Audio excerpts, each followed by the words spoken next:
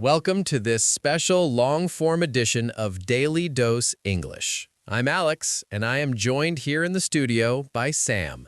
Today, we aren't just doing a quick lesson. We are diving deep into a topic that is reshaping human civilization, the death of physical cash. It's great to be here, Alex. Honestly, looking at our studio table today, I realized something. We have our high-end microphones, our laptops, our digital mixers, but I don't see a single physical dollar bill. Alex, when was the last time you actually held paper money in your hand? It's funny you ask. I think it was nearly a month ago at a small rural farmer's market. Everywhere else, from the grocery store to the gas station, it's just tap and go. But Sam, this isn't just a minor convenience. We are living through a massive paradigm shift. A paradigm shift. That is a powerful term for our listeners to learn. A paradigm shift is a fundamental change in an underlying theory or a way of doing things. It's when the rules of the game change completely. For 5,000 years, wealth was something you could touch. Gold, silver, paper. Now, wealth is just a digital 1 or a 0 in a computer. Exactly, and that transition is what we call seamless. Seamless meaning moving from one thing to another without any gaps, problems, or interruptions. It sounds perfect, doesn't it? But as we're going to discuss, seamless can sometimes be a trap. Let's look at the leaders of this movement, Sweden. I've been reading about the Swedish experiment. They are the closest to a 100% cashless society. I heard that even street performers and churches there don't accept coins anymore. They use mobile apps. It sounds like a utopia for efficiency.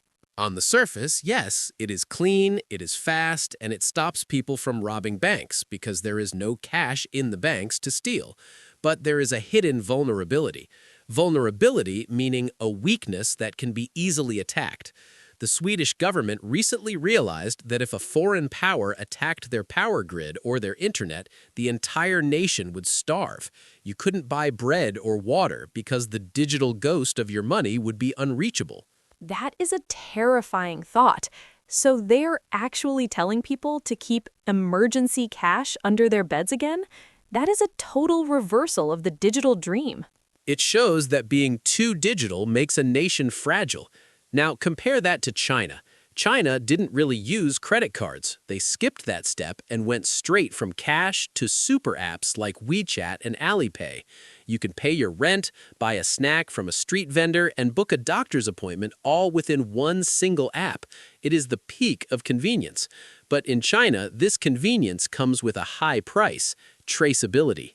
Traceable. This is a word that scares a lot of people. It means there's a permanent digital footprint of every single thing you buy. If I give you $5 for a book in person, nobody in the world knows.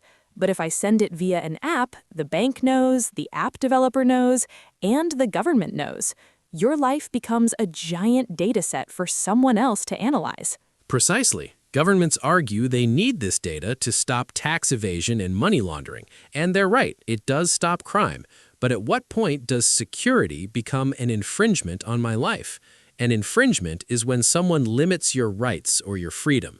If you can't buy a book or medicine privately, are you really a free adult? And then there's the human cost. What about the unbanked? These are the 1.4 billion people worldwide with no bank accounts. Often the elderly, the homeless, or people in very rural areas. If we phase out cash, meaning to stop using it gradually, we are effectively deleting those people from the economy. Look at Nigeria. They tried to force a digital currency last year by restricting cash, and it caused total chaos. People couldn't pay for taxis or medicine because the digital system crashed under the pressure.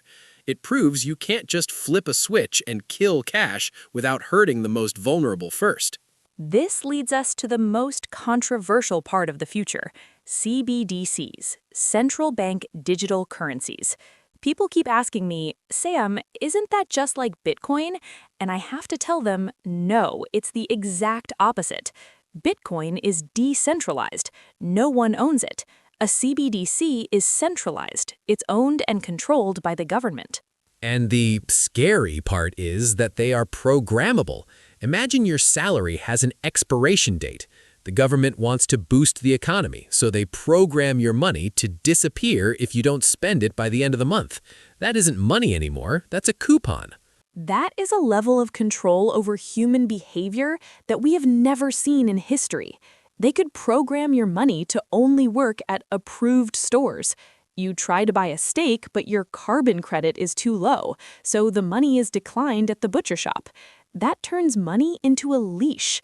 It's the ultimate tool for social engineering. It also changes our psychology. I've noticed that when I use my phone to pay, I spend way more money. When you hold a $100 bill and give it away, your brain feels a physical sense of loss. When you tap a phone, it doesn't feel like you've lost anything. Digital money feels like monopoly money until the bill arrives at the end of the month. It all comes down to sovereignty. Sovereignty, the power to govern yourself.